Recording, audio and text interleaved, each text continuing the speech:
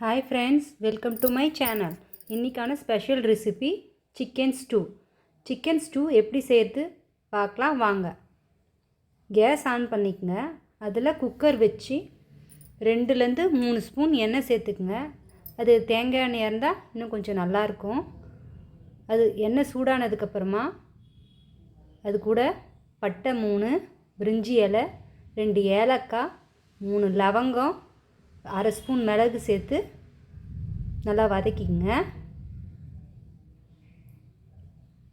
அது கூடவே 5 பச்சை மிளகாய் சேர்த்துக்குங்க. நம்ம காரத்துக்கு மிளகா தவிர பச்சை மிளகாய் தவிர வேறு எதுவும் சேர்க்க போகிறதில்ல, அதனால் 5 பச்சை மிளகாய் சேர்த்துக்குங்க. அது கூட கருவேப்பிலையும் சேர்த்துக்குங்க. 4 பூண்டு, 1/2 இன்ச் இஞ்சியை நீல வாக்கில் அரிஞ்சு வச்சுக்கணும், அதையும் சேர்த்துக்குங்க. அதையும் சேர்த்து நல்லா வதக்கிடுங்க. வதக்கிட்டு அது கூடவே வெங்காயம் பெருசாக இருந்தால் 1, சின்னதாக இருந்தால் 2 வெங்காயம் நீட்டாக அரிஞ்சு வச்சுக்கணும், அதையும் அது கூட சேர்த்துக்குங்க.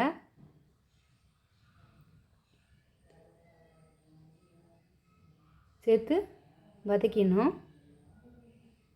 அது நல்லா வதக்கணும்.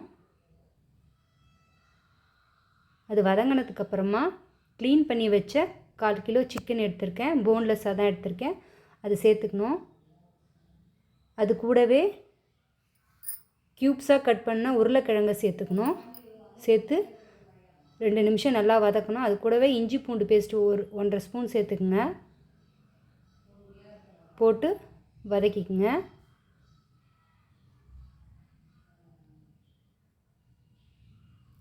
நல்லா வதங்கணும். வதங்கினதுக்கப்புறமா அதில் 1/2 ஸ்பூன் மிளகு, 1 ஸ்பூன் உப்பு சேர்த்து வதக்கிக்குங்க. அது நல்லா 2 நிமிஷம் வதங்கினதுக்கப்புறம் இதில் மெயினான ரெசிபி தேங்காய் பாலுங்க. இதில் 2 மில்க் பாலாக எடுத்துக்கணும். ஃபஸ்ட்டு பால், செகண்ட் பால்னு எடுத்துக்கணும். இதில் இப்போ நம்ம அரைச்சி வச்ச 2வது பாலை சேர்த்துக்கணும். சேர்த்துட்டு அதை கலந்து விட்டுருங்க. கலந்துட்டு லிட் போட்டு க்ளோஸ் பண்ணி 3 சவுண்டு வர வரைக்கும் விட்டுருங்க.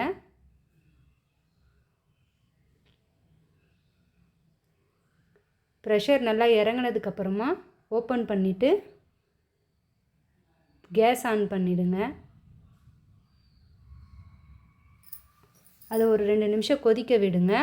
அதிலேயே இருக்கிற உருளைக்கிழங்கை நம்ம அந்த கரண்டியால் இந்த மாதிரி ஸ்மாஷ் பண்ணி விட்டோம்னா ஸ்டூ கொஞ்சம் திக்காக கிடைக்குங்க. 2-3 ஸ்மாஷ் பண்ணி விட்டிங்கன்னா போதும். அது கூடவே 1/2 ஸ்பூன் மிளகுத்தூள் சேர்த்துக்குங்க. 1/2 ஸ்பூன் கரம் மசாலா சேர்த்துக்குங்க. சேர்த்து கொதிக்க விடுங்க. ஒரு 2 நிமிஷம் கொதிக்க விடுங்க கலந்து. அது கொதித்ததுக்கப்புறம் கேஸ் ஆஃப் பண்ணிவிடுங்க. கேஸ் ஆஃப் பண்ணிவிட்டு தான் நம்ம முதல் பால் சேர்த்துக்கணும். எப்போவுமே கேஸ் ஆஃப் பண்ணதுக்கப்புறம் தான் முதல் பால் சேர்த்துக்கணும், இல்லைன்னா திரிஞ்சா மாதிரி ஆகிடுங்க. ஃபஸ்ட் மில்க் சேர்த்துக்கணும்.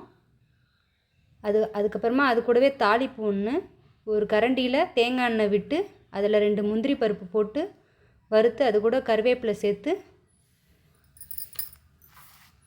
இதில் கலந்துடுங்க.